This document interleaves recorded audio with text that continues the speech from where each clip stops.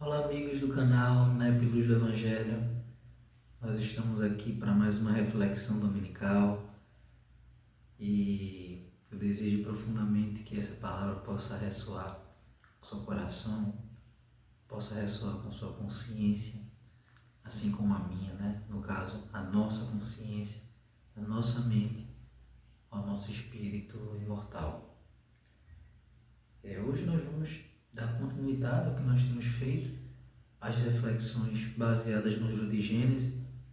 Então a gente está fazendo Gênesis 1, se extraindo aquelas histórias que têm uma maior relevância, que são mais populares, a fim de que a gente possa ressignificá-las. Tendo em vista que muito se fala muito se prega, sobretudo em outras comunidades religiosas, em outros ramos de linhas cristãs, sobre esses textos, mas ignorando questões históricas, questões sobretudo históricas, na verdade, né? Sociológicas, coisas daquele tempo, daquele momento, né? A questão antropológica. E nós queremos fazer uma repaginada, observar de um ponto de vista filosófico, partir de um ponto de vista a extrair a moral. Porque quando se pergunta se espiritismo é religião, o próprio Kardec diz que é no sentido moral, de trazer elevação ao homem, de trazer consciência ao homem, e não do ponto de vista de costumes, de tradições, de fórmulas mágicas para ter os pecados perdoados ou algo do gênero.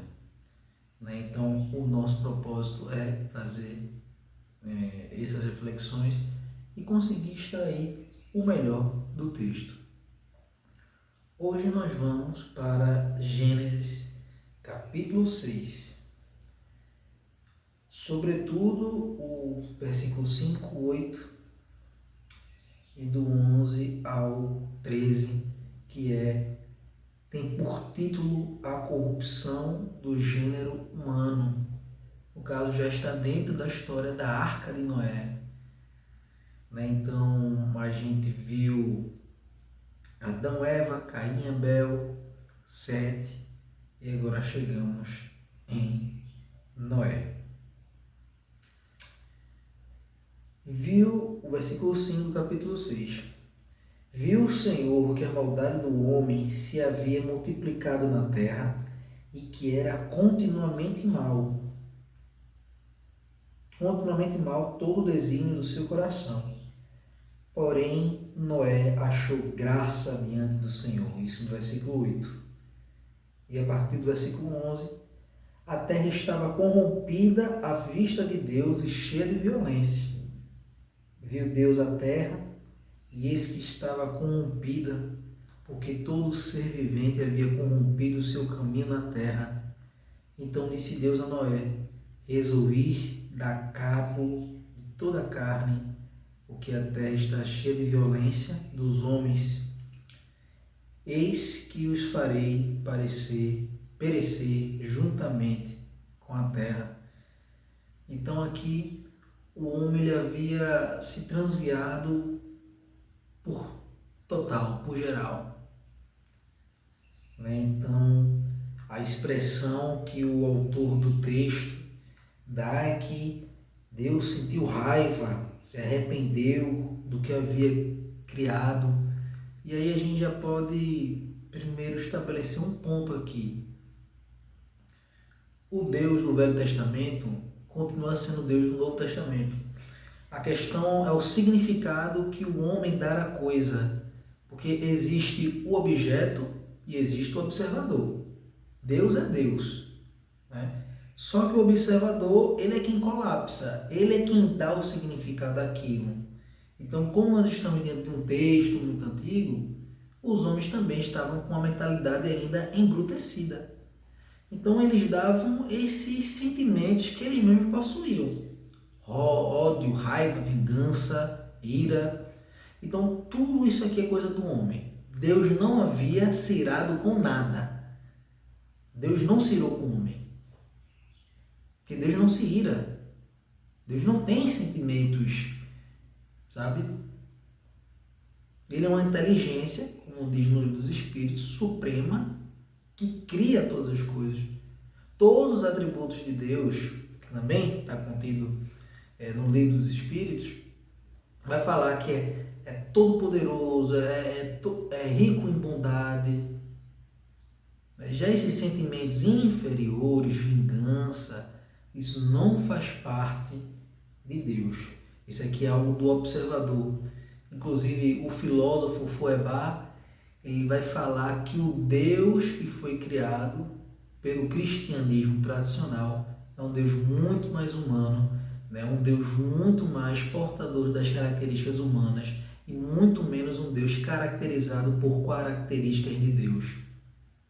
Então, é basicamente a maneira como colocaram e desenvolveram toda uma teologia, toda uma filosofia cristã, de Deus punitivo, de Deus vingativo, de um Deus possessivo, enquanto Deus não tem isso. São todos sentimentos humanos que acabamos por colocar, né? Nós também já estivemos, muito possivelmente, nesse lugar de estar colocando a Deus as características humanas, enquanto Deus, na verdade, não é nada disso. Mas então, o que aconteceu? O que gerou, a nível simbólico, subjetivo, filosófico, disso ocorrer? Dessa destruição em massa? É a nossa própria responsabilidade. Eu não estou dizendo que o personagem Noé existiu. X, Noé, ele existiu. Não estou dizendo que ele existiu. Não estou batendo martelo que ele existiu. Eu não tenho fonte suficiente científica para poder afirmar isso. Eu tenho um texto e tenho que foi falado há muito tempo e de maneira errada, que foi utilizado e deturpado para falar, né, e justificar certas atrocidades, e quantas pessoas já saíram culpadas. Deus quer que a gente se sinta culpado, se sair culpado dentro de uma comunidade religiosa porque errou e não tem mais volta e Deus vai destruir. E sabe esse discurso? E que errou e vai pagar. Errou, realmente paga. Mas não porque Deus se ira, ficou irritado, mas por conta das nossas próprias ações, porque toda ação tem uma reação. Sentido oposto igual, a fim de que gere o equilíbrio. Então, se você errou, aquilo volta para você, vem o espelho. No entanto, se você faz o bem, aquilo também retorna para você. Acaba que por ser o seu advogado, o bem que você faz, que é o que Chico Xavier falava, é que o bem que a gente faz, ele advoga pela gente. Mas o mal que a gente faz retorna, e das consequências de nossas ações nós não conseguimos escapar, sendo positivos ou negativos. Então aqui é basicamente o dito que o salário do pecado é a morte, né? Então do termo, né?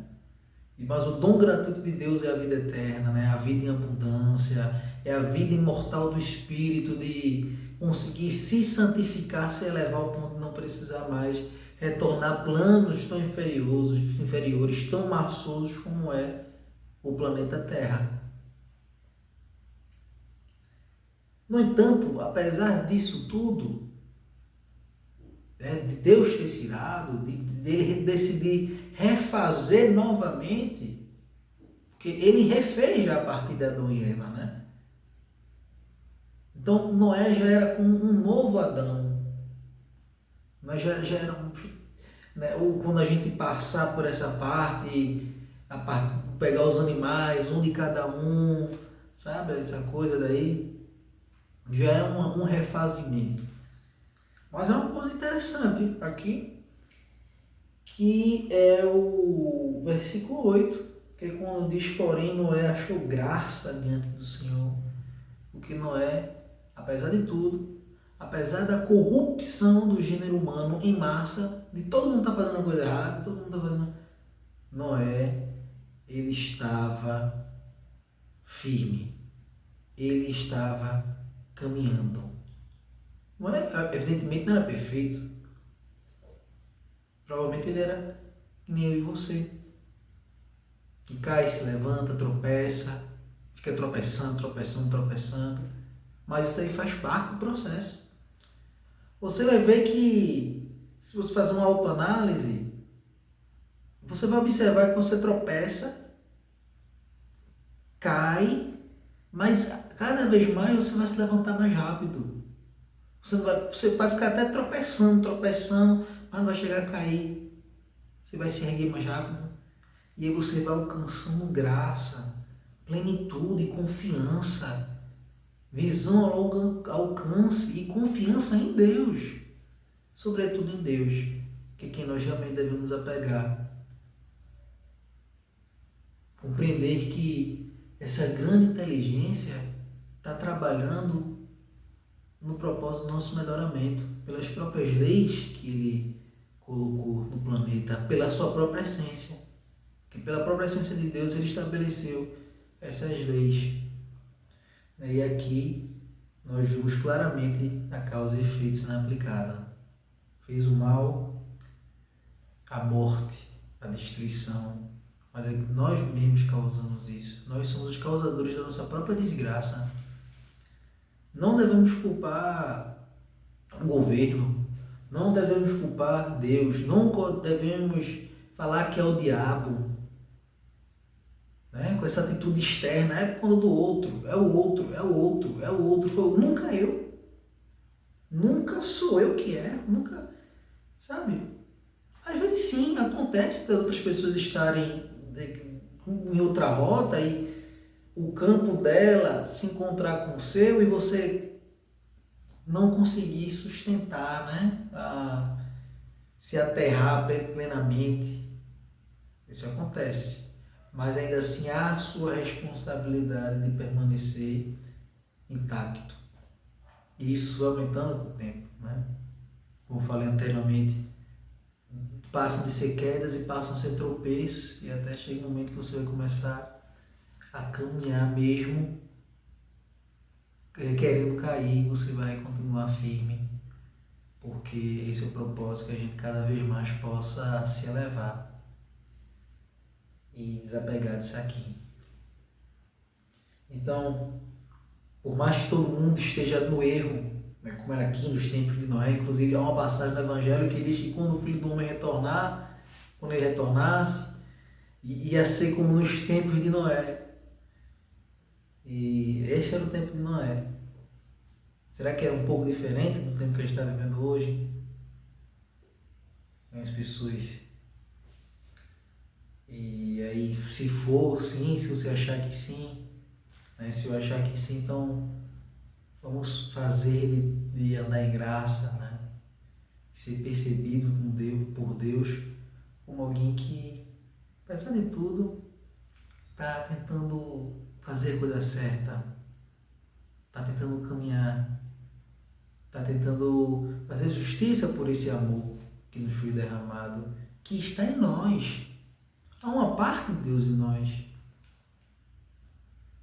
Então vamos honrar isso, o nosso compromisso, né? Tropeçando, mas permanecendo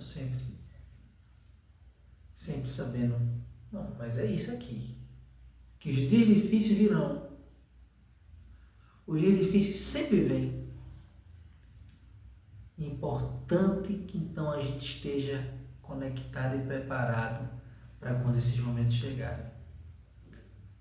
Então, é essa reflexão que eu tinha de trazer para vocês.